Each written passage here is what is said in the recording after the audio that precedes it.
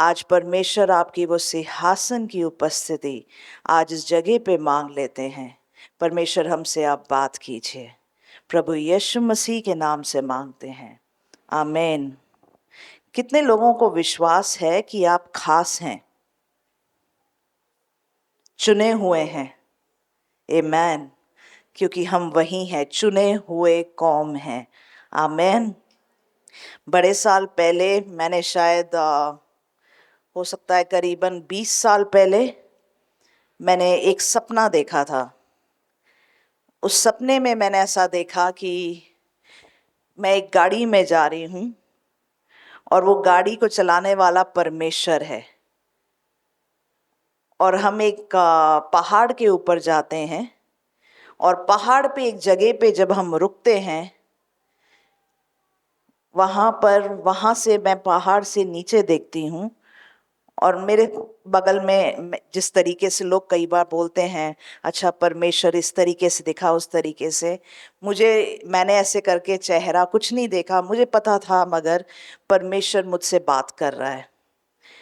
और उस पहाड़ के बिल्कुल बगल में एक बहुत ही गहरी खाई थी, और मुझसे परमेश्वर बात करने लगा, और वो पानी को मैं उठता हुआ देखने लगी, और मेरे दिल से परमेश्वर ने बात करी कि ये मसीहों की प्रार्थना है। और वो पानी जो है वो गहरे खाई में पूरा भरने के बाद पहाड़ तक आ जाता है, और वो पानी जब पहाड़ तक आ जाता है, उसके लेवल तक आ जाता है, और फिर वो पानी पहाड़ के ऊपर आने लगता है। मेरे को फिर से आवाज आई कि ये जो पानी है ये परमेश्वर की महिमा है। परमेश्वर की महिमा का मतलब परमेश्वर की उपस्थिति और परमेश्वर का न्याय दोनों एक साथ आएंगे। और ये 20 साल पहले की बात है। और आज के दिन में अगर आप देखें, खासकर हमारे देश में क्या हो रहा है, पूरी दुनिया में क्या हो रहा है, ऐसा एक समय आ गया है। और जब ये पानी पहाड़ तक आ गया और पानी ऐसे बहने लगा, मैंने ऐसे देखा कि बहुत सारे लोग चीखते चिल्लाते हुए दौड़ रहे हैं, मगर मेरे दिल से परमेश्वर ने बात करी कि जो परमेश्वर के लोग हैं वो बचाए जाएंगे। और आज हम ऐसे एक समय पे पहुंच गए हैं। शायद 3 दिन पहले मैंने ऐसे एक सपना देखा कि जो जो चीजें हिल सकती हैं इंडिया में हिलने वाली हैं,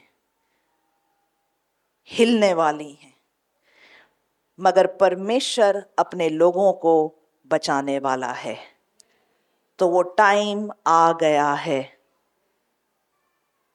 अब परमेश्वर की महिमा, अगर आप देखें परमेश्वर की महिमा क्या है, पवित्र आत्मा का पावर, पवित्र आत्मा की उपस्थिति, जो कि हम देखने वाले हैं, देख भी रहे हैं, और भी बड़े तरीके से देखेंगे। आमीन। कुछ बातें हैं उस महिमा के लिए तैयार होने के लिए। अगर परमेश्वर की उपस्थिति आनी है, आपने बाइबल में कई बार सुना होगा, परमेश्वर अपने सिंहासन पे विराजमान है, वो पवित्र है। अगर हमें परमेश्वर की उपस्थिति देखनी है तो ये पूरी जो दुनिया है, एक सफाई की जरूरत है, पवित्रताई की जरूरत है। और अगर वो होना है, इसलिए साथ में न्याय भी हो रहा है। कुछ सालों से हम देख रहे हैं, ये वचन सुन भी रहे हैं कि न्याय परमेश्वर के घर से शुरू होता है, और अभी वो जो न्याय है सब जगह फैल रहा है। परमेश्वर की महिमा भी उसी तरीके से कोनों कोनों तक फैलने वाली है। आइए हम एजिकियल 43 उसके 6 से 9 तक पढ़ेंगे। एक जन का शब्द सुना जो भवन से मुझसे बोल रहा था, और वो पुरुष मेरे पास खड़ा था। उसने मुझसे कहा, हे मनुष्य की संतान, यहोवा की ये वाणी है, ये तो मेरे सिंहासन का स्थान और मेरे पांव रखने की जगह है, जहां मैं इज़राइल के बीच सदा वास किया रहूंगा। और न तो इज़राइल का घराना न उसके राजा अपने व्यभिचार से व अपने ऊंचे स्थानों से मैं अपने राजाओं की लोथों के द्वारा मेरे पवित्र नाम फिर अशुद्ध ठहराएंगे।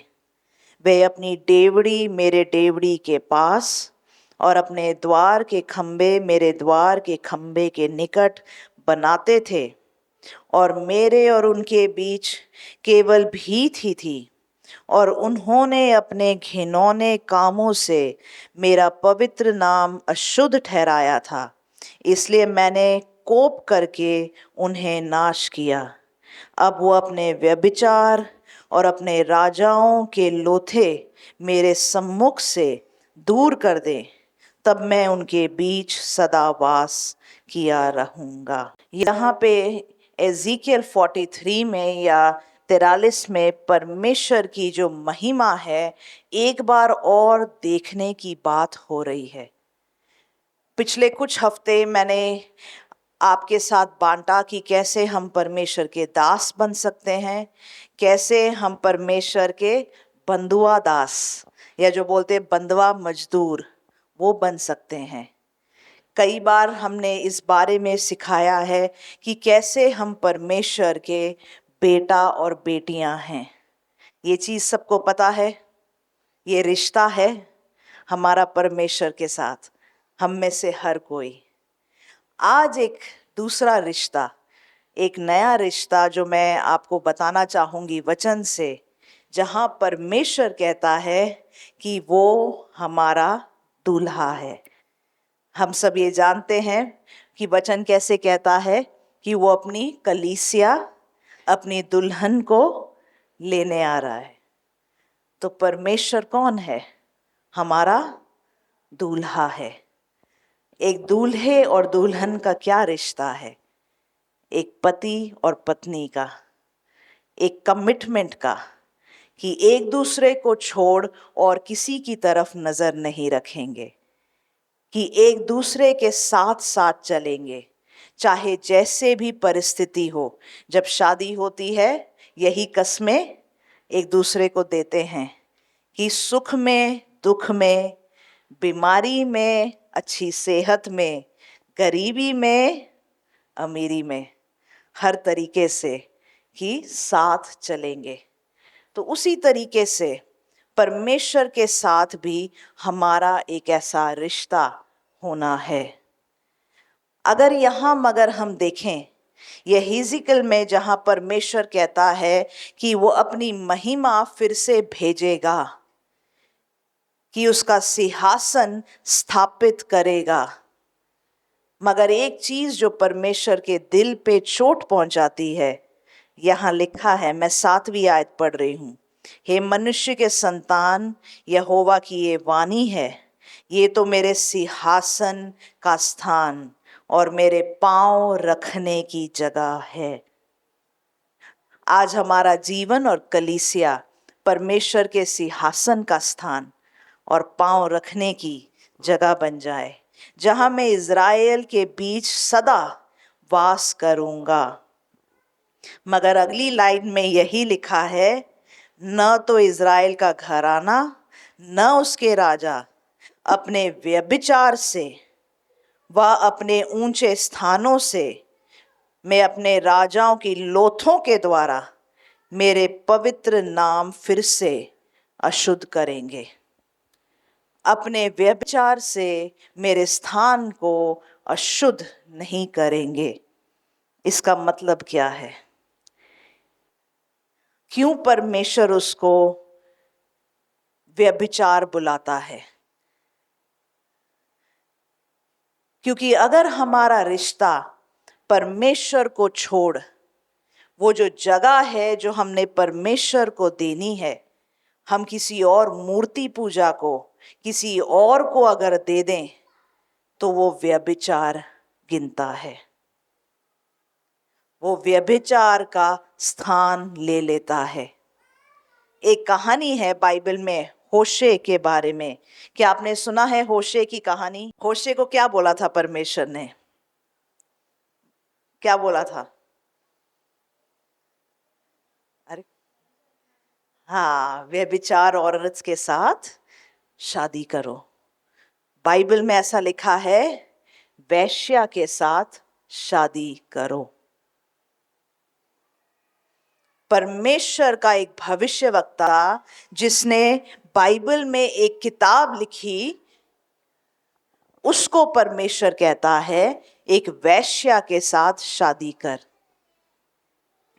अगर आप बाइबल में देखें, आपको दिखेगा कि बाइबल कहता है कैसे अपने साथ जो आपके आत्मिक लेवल का इंसान है उसी से शादी करनी है। मगर होशे जो एक भविष्यवक्ता है, उसको परमेश्वर कहता है एक वैश्या से शादी कर।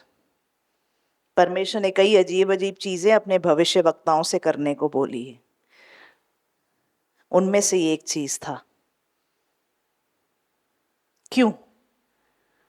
ताकि उस भविष्यवक्ता को वो दर्द समझ में आए कि एक वैश्या से शादी करना जो तुम्हारे साथ वफादार ना हो, उसके साथ जीना, उसके साथ शादी निभाना क्या होता है। क्यों? ताकि उस भविष्यवक्ता को समझ में आए कि इज़राइल परमेश्वर के साथ क्या कर रहा है। आज अगर हमारे साथ हमारे पति या पत्नी ने धोखा दे दिया, किसी के साथ और किसी के साथ चली गई या चला गया, कुछ ऐसा कर दिया, हम बड़ा चौंक जाएंगे, दिल में ठेस पहुंचेगा। और कुछ लोगों के साथ तो ऐसा हुआ भी है, और वो दर्द कभी भूलता नहीं है। वो चीज हमेशा रहती है दिमाग में। ये ऐसी बात है जो कई बार लोग कभी छोड़ नहीं सकते। परमेश्वर कहता है कि मेरे इज़राइल, मेरे जनों ने मेरे साथ ऐसा किया। ऐसा कब किया?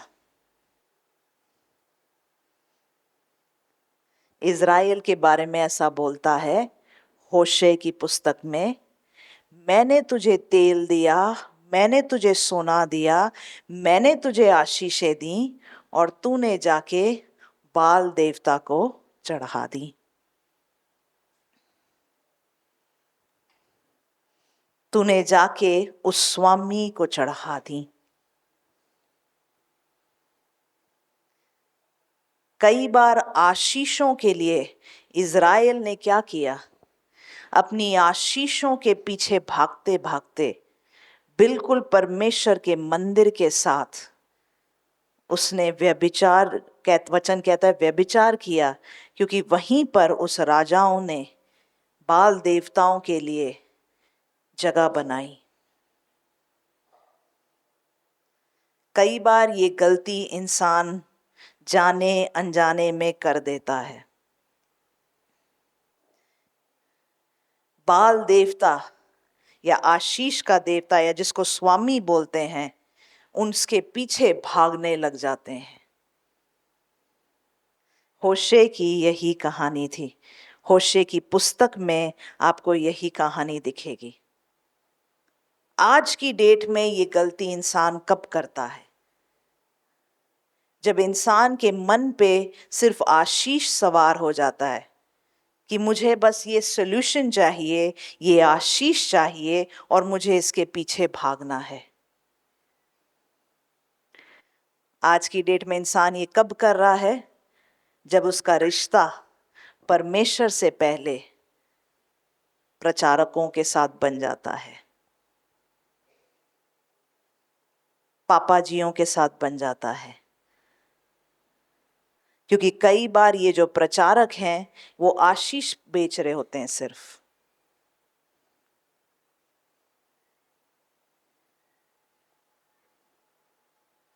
और वो रिश्ता लोग कई बार उनके साथ बनाते हैं परमेश्वर की जगह।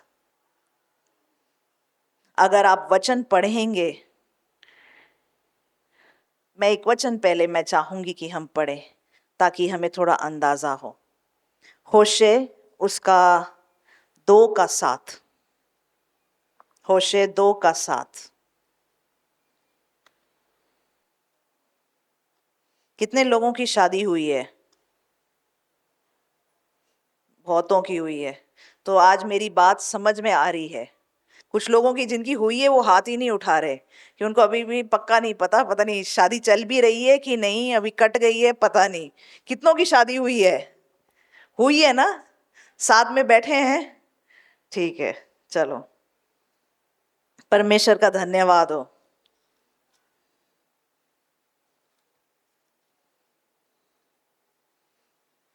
जैसे होशे को ये दर्द समझ में आने, कुछ लोगों के तो कहते मेरे अभी भी दर्द हो रहा है। होशे की तो पुरानी कहानी है, मेरे अभी भी दर्द हो रहा है। होशे 2:7।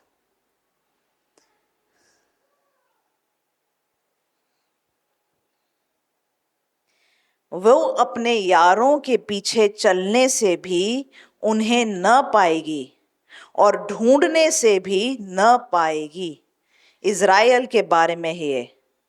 तब वो कहेगी, मैं अपने पहले पति के पास फिर जाऊंगी, क्योंकि मेरी पहली दशा इस समय की दशा से अच्छी थी।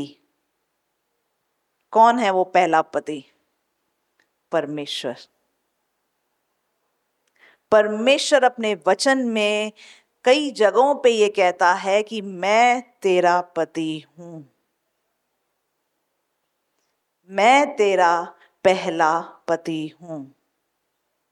मुझे याद है बहुत साल पहले जब मैं सेवकाई करना शुरू किया था, ट्रेनिंग कर रही थी। मुझे याद है कि एक बार हम कहीं पर जा रहे थे और आराधना चल रही थी गाड़ी में, और बड़ा सुंदर बाहर, बड़ा सुंदर मौसम, बड़ा सुंदर लग रहा था। और जैसे जैसे मैं आराधना कर रही थी उस गीत के साथ, मेरे पूरे शरीर में परमेश्वर ने अपनी उपस्थिति से ऐसा भरा कि मुझे समझ ही नहीं आ रहा था कि मुझे क्या महसूस हो रहा था। और उस दिन मुझे समझ में आया कि कुछ लोग नशा क्यों करते हैं। परमेश्वर की उपस्थिति सिर्फ आपकी आत्मा, आपके मन को नहीं, आपके शरीर को भी छूता है। वो इस तरीके का रिश्ता आपके साथ रखता है। मुझे याद है एक बार मैं अकेले बैठ के ट्रेन से कहीं से आ रही थी और मैंने बाहर से खाना मंगवाया, और खाना मुझे इतना अच्छा लगा और परमेश्वर की उपस्थिति साथ में इतनी सुंदर कि मेरे आंखों से आंसू आने लग गए। कई बार जो हमें लगता है कि हम अकेले हैं, परमेश्वर का साथ इतना सच्चा है। और ये बात मैं हमेशा बोलती हूँ, चाहे आपकी शादी हुई है नहीं हुई है, परमेश्वर के साथ ऐसा रिश्ता हम बनाना सीखें। क्योंकि सबसे पहला पति, सबसे पहला रिश्ता हमारा परमेश्वर के साथ होना बड़ा जरूरी है। आप परमेश्वर के साथ उसकी उपस्थिति में बैठे हो सकते हैं, और किसी से जिसने आपको इतनी नफरत दिखाई है, आप उससे प्यार करने लगेंगे, क्योंकि प्यार कहां से आता है? परमेश्वर से। कई बार लोगों को नहीं, परमेश्वर ने सब लोगों को ऐसा बनाया है। वचन कहता है इंसान का अकेला होना अच्छा नहीं है,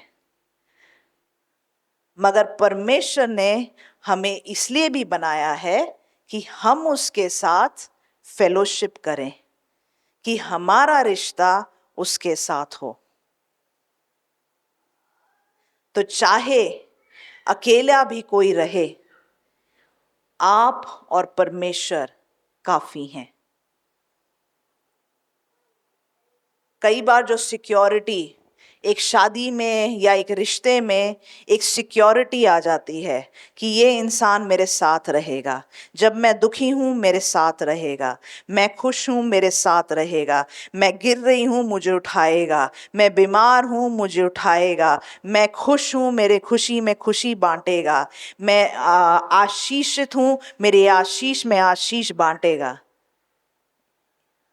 हर कोई जिसने अभी तक शादी नहीं करी वो भी यही चीजें ढूंढता है, मगर आज मैं कहती हूं ये सारी चीजें परमेश्वर सबसे पहले हमारे लिए करता है। ये चीजें परमेश्वर हमारे लिए पूरा करता है, क्योंकि वचन कहता है वो मेरा पहला पति है।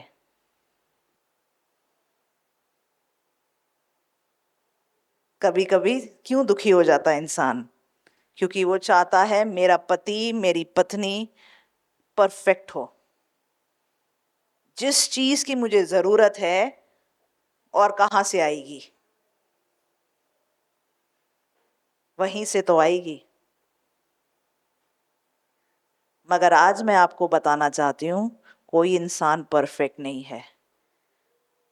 और अगर आपकी जरूरतें, आपको लगता है दुखी बैठे हैं कि ये पूरी नहीं हो रही, सबसे पहले अपनी आंखें कहां लगानी है? परमेश्वर की ओर। क्योंकि मेरा पहला पति कौन है? परमेश्वर। मैं अपने दूसरे पति तो नहीं है, मगर पृथ्वी के पति से, उनसे भी बड़ी खुश हूं। तो अब ये कोई ऐसा ना सोचे पता नहीं क्या हो गया, पहला पति कहाँ से आ गया, ये कौन सी कहानी चालू हो गई। नहीं, मैं बहुत खुश हूँ। एक बार पास्टर के लिए तालियां, इतने अच्छे पति होने के लिए। मगर ये चीज हम सब सीखें, चाहे आदमी है चाहे औरत है, पहला रिश्ता परमेश्वर के साथ है। आमेन। आइए वचन हम पढ़ेंगे, होशिया उसका 2:16। हमने अभी 7 पढ़ा, 16 पढ़ेंगे।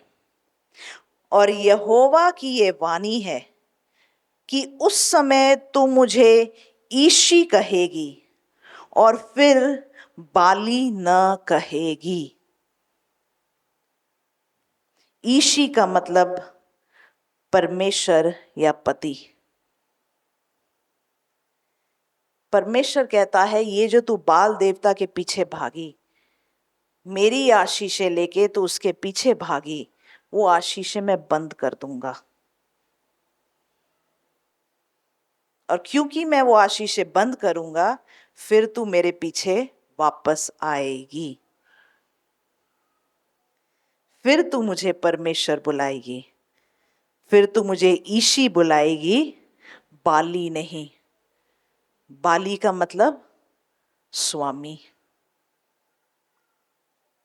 क्योंकि जो बाल देवता है, परमेश्वर को छोड़ और किसी के पीछे लग गए, वो आपको एक नौकर की तरह रखेगा, वो आपको दबा कर चलाएगा, डर के मारे आप उसके पीछे चलोगे। परमेश्वर की एक खासियत है कि एक पति की तरह वो लीड करता है, कि आप उसके पीछे डर के मारे नहीं, उसके प्रेम और उसके लीडरशिप के वजह से चलते हैं।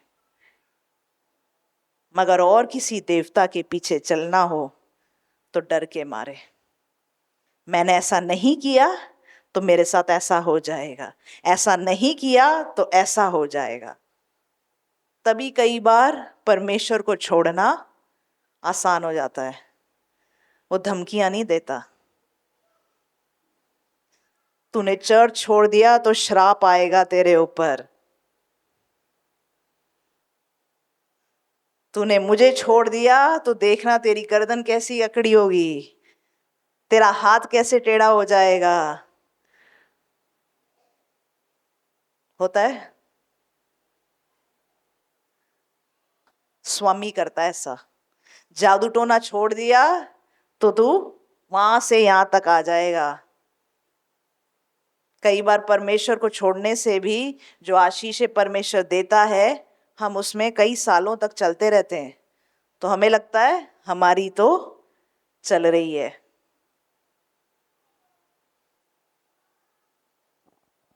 क्योंकि वो एक पति की तरह चलाना जानता है, बाली की तरह नहीं, स्वामी की तरह नहीं। वो उस प्यार को रखना जानता है, मगर बेवफाई उसको उसी तरीके से चुभती है जैसे एक पति को या पत्नी को चुभती है। आज हम उसके दिल को समझें। होशिया 2:16, सॉरी 2:16 मैंने पढ़ा है।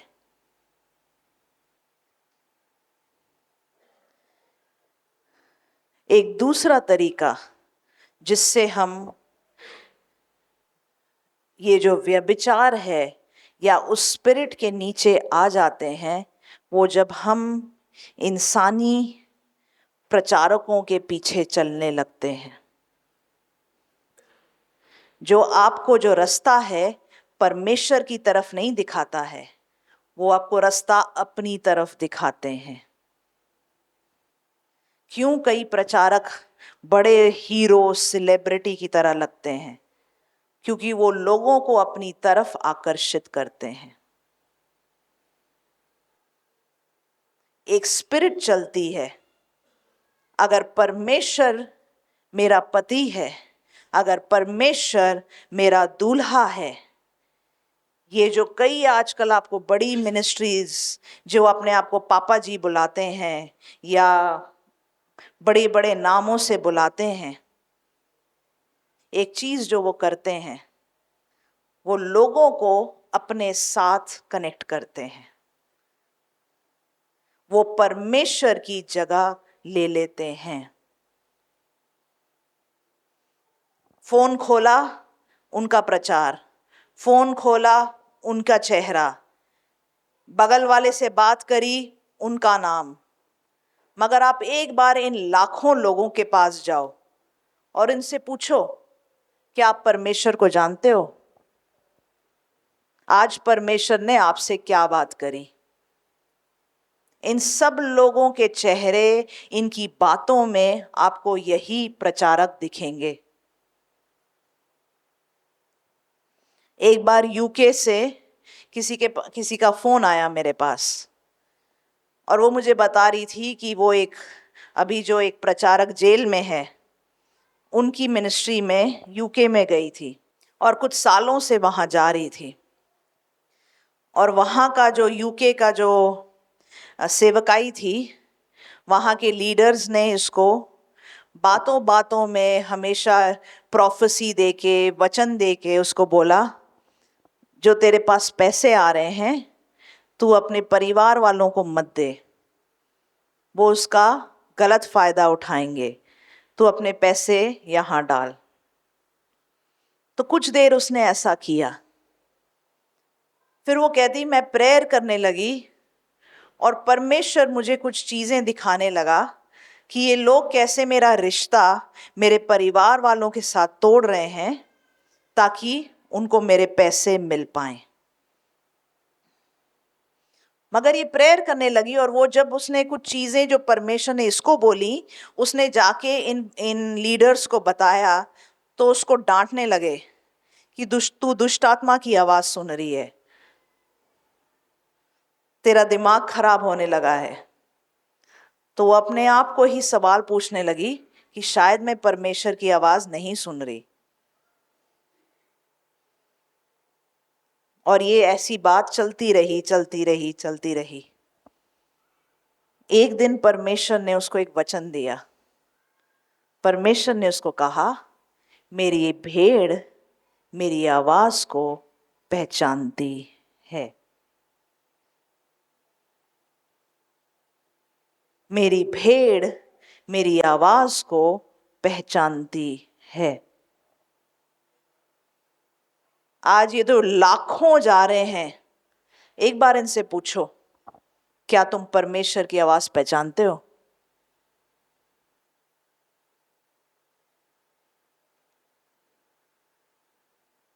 पता नहीं कितनों से ये जवाब मिलेगा, हाँ। ज्यादातर ये आवाज को पहचानते हैं।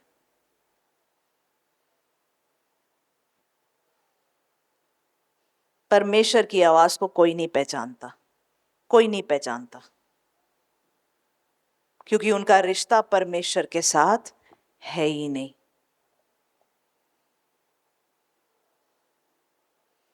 उनका परमेश्वर ये प्रचारक बन गया है, उनका स्वामी ये प्रचारक बन गए हैं। वो उनकी सुनते हैं, उनको अंदाजा ही नहीं है परमेश्वर उनको क्या कह रहा है। आपको पता है ये क्या हो जाता है? आत्मिक रीति से लोग इन प्रचारकों के सौतन बन रहे हैं।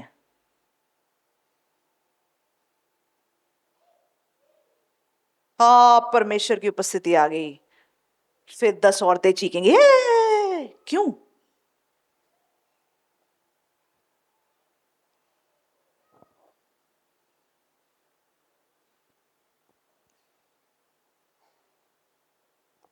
सौतन वाली हालत। उस एक आदमी की बातों पे नाचना निकलता है इनका। सच बात है ये। आत्मिक रीति से सौतन बन गए हैं। बहुत लोगों के हमारे पास कॉल भी आते थे प्रार्थना के लिए, और वो अपने सपने बताते थे, और उनको ऐसा दिखता भी था कि उनका रिश्ता इन प्रचारकों के साथ ऐसा है। क्यों? क्योंकि आसान है फोन उठाना, आसान है कुछ पैसे देकर किसी की बातें सुन लेना, आसान है जाके मेले में बैठ जाना, आसान है तेल पानी खरीदना, आसान है। मगर एक कमरे में बैठ के परमेश्वर की आवाज सुनकर, बाइबल से परमेश्वर का वचन सुनना, खुद अकेले बैठ के मुश्किल है। कि जैसे ही बैठो प्रेयर में, अब क्या करें? परमेश्वर धन्यवाद आज के दिन के लिए, मुझे आशीष दे, मुझसे बात कर।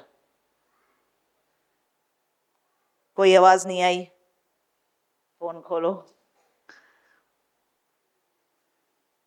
फोन खोलते ही किसकी आवाज आती है? परमेश्वर की आती है। कितनों को परमेश्वर की आवाज आती है फोन खोलते ही?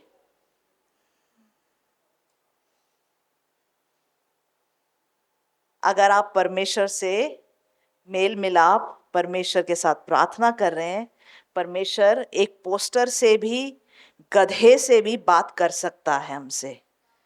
मगर अगर आपने रिश्ता नहीं बनाया तो कौन कौन से गधों के साथ आप रिश्ता बना रहे हैं?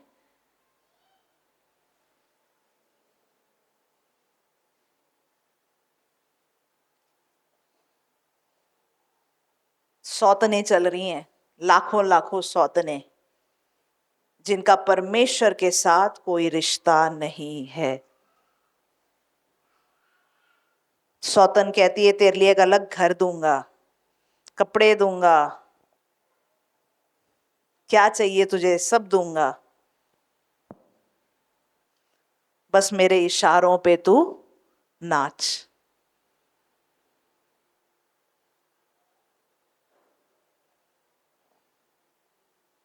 आसान है, बहुत आसान है।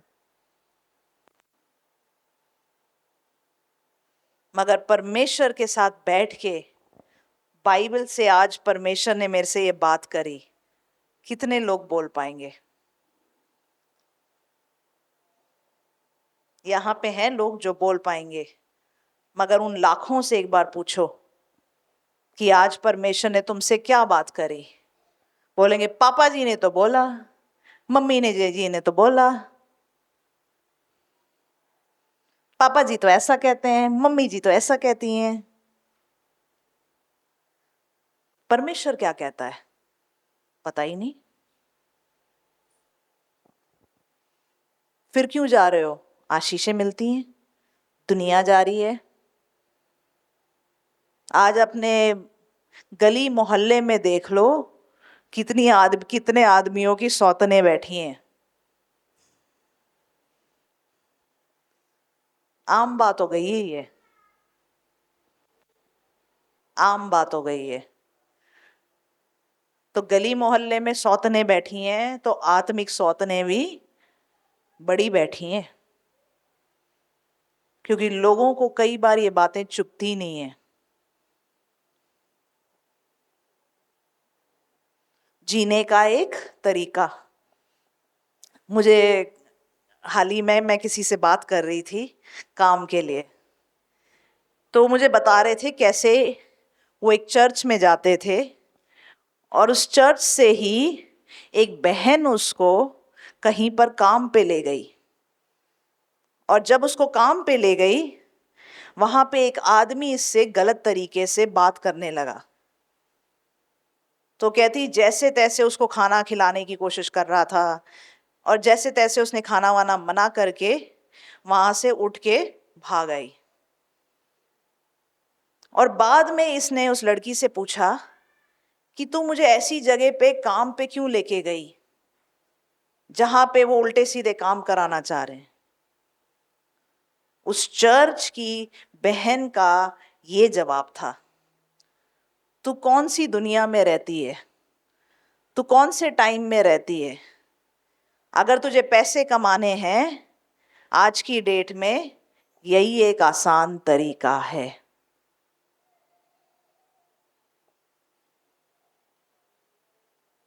आजकल जो ये उल्टे सीधे काम नहीं करते, उनको बेवकूफ माना जाता है। तो चाहे वो आत्मिक रीति से हो, चाहे वो शारीरिक रीति से हो, आजकल व्यभिचार से बड़ी आशीषें आती हैं।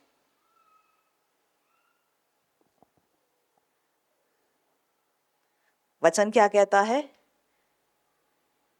बेवकूफ ना बन, परमेश्वर ठट्टों में नहीं उड़ाया जाता। जो एक आदमी बोता है वो वही काटता है।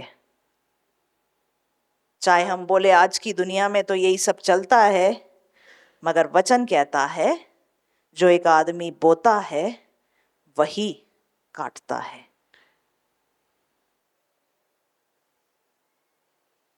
तो जैसे हम पापों को बढ़ता हुआ देख रहे हैं, हम ये ना सोचे ये नॉर्मल है और यही चलेगा। आज यही वचन है, परमेश्वर का न्याय भी बढ़ रहा है। आज आप खोल लो फोन, न्यूज़ खोल लो, क्या हालत हो रही है। मगर जैसे जैसे ये न्याय बढ़ रहा है, परमेश्वर की महिमा भी हम देखने वाले हैं। आज हम प्रार्थना करें, परमेश्वर मैं इस बात को पहचान पाऊं। किसी ने मेरी आंखें कहीं अंधी तो नहीं कर दी हैं। एक वचन पढ़ेंगे, दूसरा कुरिन्थियों 11:4।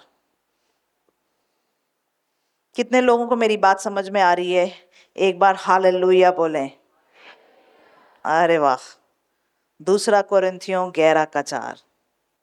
यदि कोई तुम्हारे पास आकर किसी दूसरे यीशु का प्रचार करे जिसका प्रचार हमने नहीं किया, जिसका प्रचार हमने नहीं किया, या कोई और आत्मा तुम्हें मिले जो पहले न मिला था, या और कोई सुसमाचार जिसे तुमने पहले न माना था, तो तुम्हारा सहना ठीक होता।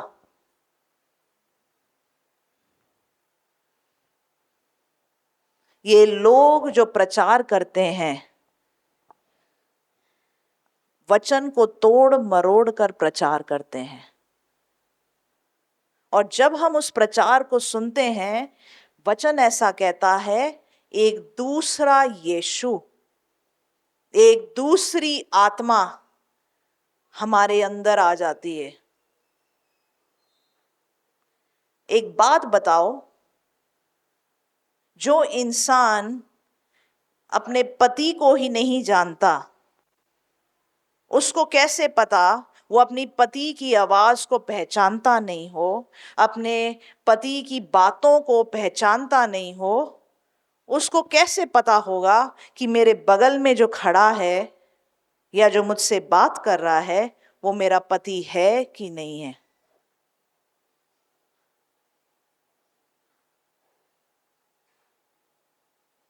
कैसे पहचानेगा? आपने अपने पति से फोन पे बात करी होगी, उसकी आवाज से पता चलता है? नहीं, कोई तो कह रहे नहीं पता चलता। पता चलता है।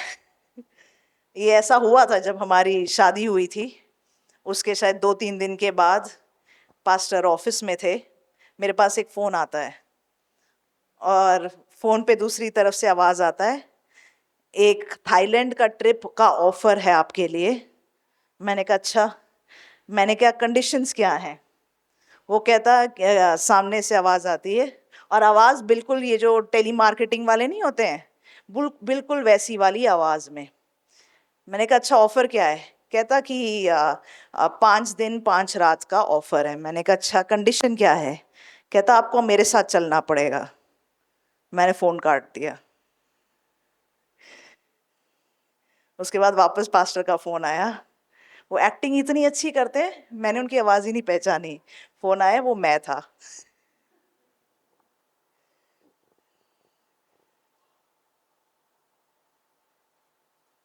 तो अगर पति की आवाज पहचान ना हो तो ऐसा हो जाता है। वो ऐसी एक्टिंग कर सकते हैं, मेरे कानों में खराबी नहीं है, कभी एक्टिंग कराना पास्टर से। उन्होंने कुछ प्रोग्राम्स में एक्टिंग करी भी है, तो धोखा मेरी गलती नहीं थी, वो एक्टिंग अच्छी करते हैं।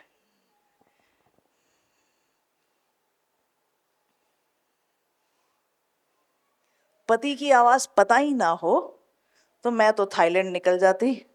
सोचो, मैंने अगर बोला हाँ अच्छा चलो चलते हैं, फिर प्रॉब्लम हो जाता।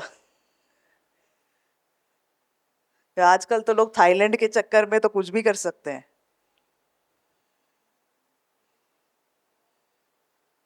तो ये जो लाखों चल रहे हैं, क्या उनको परमेश्वर की आवाज पता है कि सिर्फ पापा जी की? पापा जी ने हाँ बोल दिया तो हाँ, पापा जी ने खड़े हो जाओ बोल दिया खड़े हो गए, बैठ जाओ बोल दिया बैठो, नाचो बोला नाचे।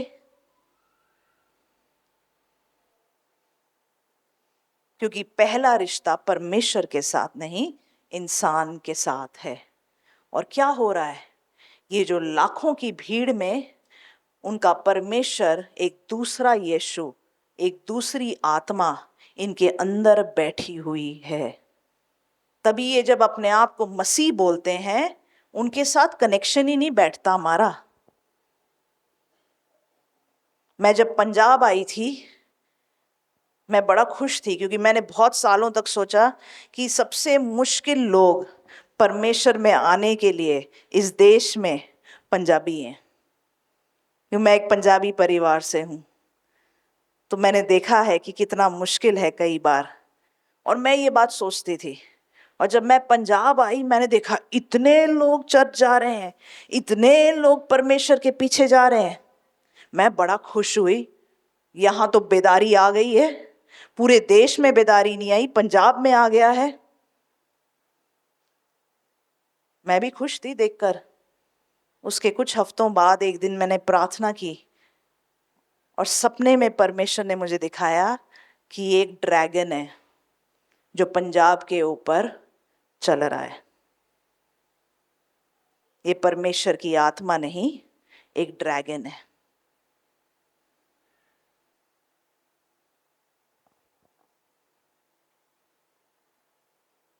अपने कान खोले हम। आज हमारा पति, हमारा पिता हमसे क्या बात कर रहा है, सबसे पहले उसको जाने। आज उसकी आवाज को हम सुने। एक आखिरी वचन में जाएंगे, आइजाया 54, यशाया 54 उसके 1 से मैं पढ़ूंगी। हे बांझ, तू जो पुत्रहीन है, जय जयकार कर। तू जिसे जन्माने की पीड़ाएं नहीं हुई, गला खोल कर जय जयकार कर और पुकार, क्योंकि त्यागी हुई के लड़के सुहागहीन के लड़कों से अधिक होंगे। यहोवा का यही वचन है। अब तंबू का स्थान चौड़ा कर और तेरे डेरे के पट लंबे किए जाएं। हाथ मत रोक, रस्सियों को लंबी और खूंटों को दृढ़ कर, क्योंकि तू दाहिने बाएं फैलेगी। आइजाया 54। अगर किसी को ये नहीं समझ में आ रहा, आइजाया 54। क्योंकि तू दाहिने बाएं फैलेगी और तेरा वंश जाति जाति का अधिकार होगा और उजड़े हुए नगरों को फिर से बसाएगा। मत डर, क्योंकि तेरी आशा फिर ना टूटेगी। मत घबरा, क्योंकि तू अपनी जवानी की लज्जा भूल जाएगी और अपने विधवापन की नाम धराई को फिर स्मरण ना करेगी। यहां पे एक ऐसी औरत से बात कर रहा है परमेश्वर जिसका पति उसके साथ नहीं है। जब किसी का पति उसके साथ नहीं है, जिंदगी एक सूखी जिंदगी बन जाती है। परमेश्वर इज़राइल से बात कर रहा है, मगर परमेश्वर ऐसा भी कह रहा है कि तेरी आशीषें उससे ज्यादा होंगी जिसका पति है। बांझपन, सूखापन, तूने आशीषें नहीं देखी। यहां लिखा है त्यागी हुई पत्नी जिसको जवानी में त्याग दिया। अगर आज आप अगर सुने, अगर किसी की ऐसी कहानी, नई नई शादी हुई और पति ने छोड़ दिया, बड़ा ही दुख होता है। या पति गुजर गया, बड़ा ही दुख होता है। मगर यहां वचन कहता है जवानी में त्यागी हुई, वो जो शर्म है तू भूल जाएगी, क्योंकि तुझे दुगनी आशीष मैं दूंगा। वो बांझपन में जीना बड़ा मुश्किल होता है। क्यों कई बार लोग सौतन बन जाते हैं? आसानी से आशीषें आती हैं। जो काम एक पत्नी को करना पड़ता है, वो सारे सैक्रिफाइस, वो सारे काम नहीं करने पड़ते।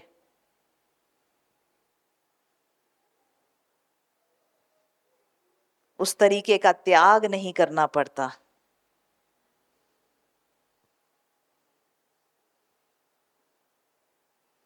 क्यों कई बार इन मेले वाली सेवकाइयों में जाना आसान है? क्योंकि आपने पीछे से अपनी बुरी आदतें छोड़ी कि नहीं, पीछे से पवित्र आत्मा की आवाज सुनी कि नहीं, आपने अपनी जिंदगी बदली कि नहीं, कोई फर्क नहीं पड़ता। बस पापा जी बोलते मैं हाथ फैलाऊंगा, जो चाहिए मिल जाएगा। पीछे से आपने परमेश्वर के साथ समय बिताया कि नहीं, वचन पढ़ा कि नहीं, उसकी तरह आप लगने लगे हो कि नहीं, कोई फर्क नहीं पड़ता। सौतन वाली सोच। मगर यहां कहता है जिसकी जिंदगी में ऐसा सूखापन है, अगर आपको आशीषों का दिन देखना है, कई बार जिंदगी में ऐसा सूखापन देखना जरूरी है।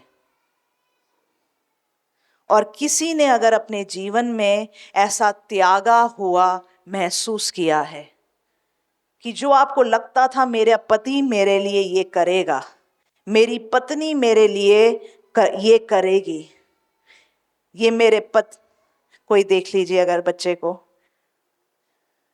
मेरे पति का ये फर्ज है, मेरी पत्नी का ये फर्ज है, हर किसी के मन में रहता है। एक पति और एक पत्नी के अलग अलग फर्ज, कि मेरा पति मेरे साथ खड़ा होगा, मेरा पति मेरे लिए घर बनाएगा, मेरा पति मेरे घर में खाना लाएगा, मुझे जो जरूरतें हैं वो पूरा करेगा। एक पति सोचता है मेरी पत्नी मेरा आदर करेगी, मेरा ख्याल रखेगी। हर किसी का एक सोच होता है। और हर किसी के जीवन में ऐसा एक सोच भी रहता है कि ऐसा मेरे लिए नहीं हुआ, या शायद धोखा भी हुआ हो आपके साथ। तब क्या करें? अगली आयत कहता है, क्योंकि तेरा कर्ता, पढ़िए 5वीं आयत मेरे साथ, 5वीं आयत पढ़ेंगे सब। क्योंकि तेरा कर्ता तेरा पति है। मेरे पीछे बोलिए, क्योंकि तेरा कर्ता तेरा पति है। एक बार और, क्योंकि तेरा कर्ता तेरा पति है। क्योंकि तेरा कर्ता तेरा पति है, उसका नाम सेनाओं का यहोवा है। आज आपके पति या पति ने आपके लिए क्या नहीं किया, या शायद आपका पति या पत्नी आपके साथ नहीं है। वचन यहां कहता है, तेरा कर्ता यहोवा तेरा पति है।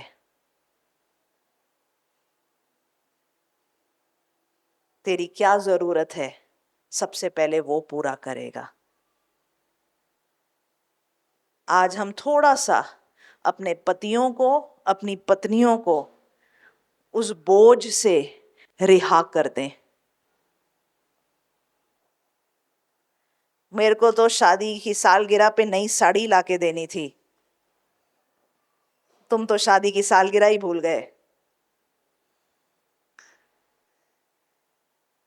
पिंकी की मम्मी ने वो पीली साड़ी पहनी थी, वो चाहिए थी मुझे। तुम्हारे पास तो रोटी रखने के पैसे नहीं है। कोई बात नहीं, तुम भी इंसान हो, जब आ जाएंगे दे देना। मेरा विश्वास परमेश्वर पर भी है, वो दे देगा। वो कभी ना कभी हम दोनों को आशीषित करेगा जरूर।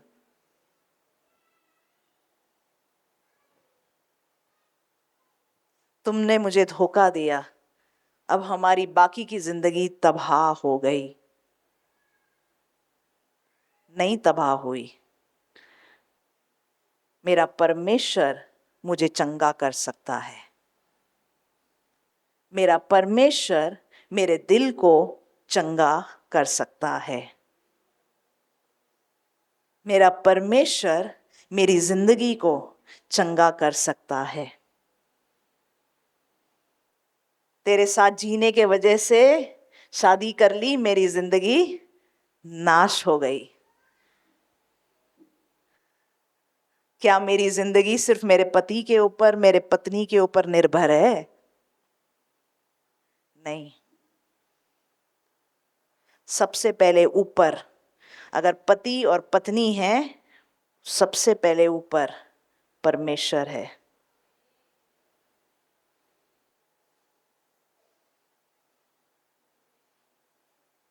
तो आज हमारे दिल में चाहे जो दुख हो, जो परेशानी हो, जो हमें लगता है कभी ठीक नहीं हो सकता, क्योंकि शादी क्या है, मरते दम तक वही चेहरा, आंख खोली वही चेहरा। मगर क्योंकि परमेश्वर है, वही चेहरा जब हम देखेंगे, अगली बार खुशी से देख पाएंगे, क्योंकि हमें पता है इस चेहरे से पहले एक महिमा वाला चेहरा मेरी जिंदगी में है। आमेन। तो तेरा कर्ता यहोवा तेरा पति है। आमेन। आइए हम प्रार्थना में जाएंगे। वर्शिप टीम आ जाइए।